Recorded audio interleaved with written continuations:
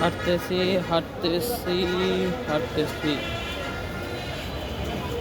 বাঁচতে হলে হাঁটতে হবে হাঁটতে হবে হাঁটতে হবে।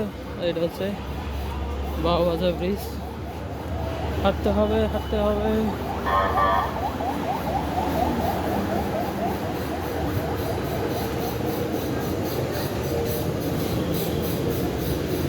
হেঁটে যাচ্ছি। উপরে যে জঞ্জাল, জঞ্জাল দেখে তো বিরক্তি লাগতেছে।